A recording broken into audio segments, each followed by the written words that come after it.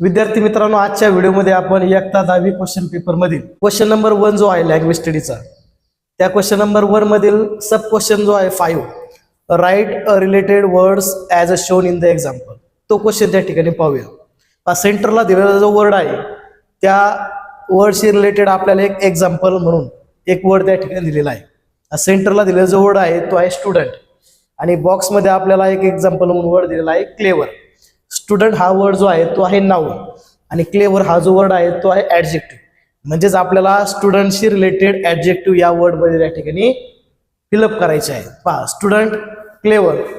तशाच पद्धतीने student good हे आपण ॲडजेक्टिव्ह लिहू शकतो. स्टुडंट गुड आहे, त्यानंतर ऑनेस्ट, त्यानंतर स्मार्ट, त्यानंतर पोलाइट, त्यानंतर रूड. अशा पद्धतीने स्टुडंट या नाउनशी रिलेटेड आपण ॲडजेक्टिव्ह वर्ड्स या बॉक्समध्ये त्या ठिकाणी भरलं. दुसरं एक्झाम्पल त्या ठिकाणी पाहूया. सेंटरला वर्ड जो आहे तो आहे गार्डन.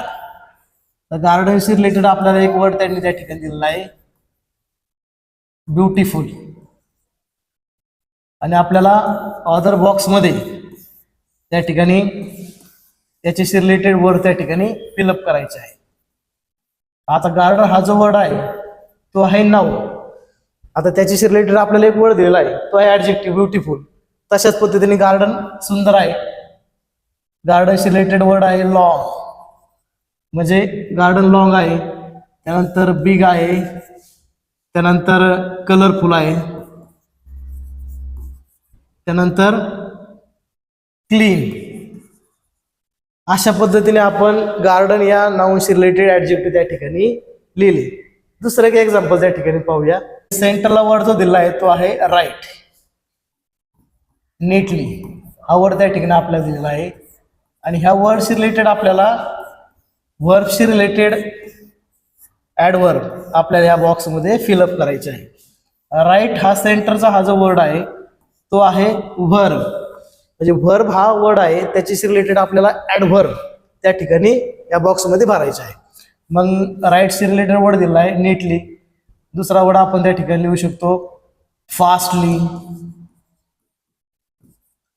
तिसरा लिहू शकतो स्लोली. त्यानंतर वर्ड लिहू शकतो कॉन्फिडंटली. त्यानंतर लिहू शकतो केअरफुली. अशा पद्धतीने सेंटरला दिलेला वर्ड जो होता राईट होता त्याच्याशी रिलेटेड आपण ॲडव्हर्ब त्या बॉक्समध्ये त्या ठिकाणी फिलअप केलं. अशा पद्धतीने विद्यार्थी मित्रांनो आपल्याला लँग्वेज स्टडीमध्ये क्वेश्चन नंबर 1 मध्ये सब क्वेश्चन 5 मध्ये आपल्याला हा क्वेश्चन त्या ठिकाणी विचारला होतो. 4 वर्ड आपल्याला त्या ठिकाणी त्या बॉक्समध्ये त्या वेब डायग्राममध्ये भरायचे असतात.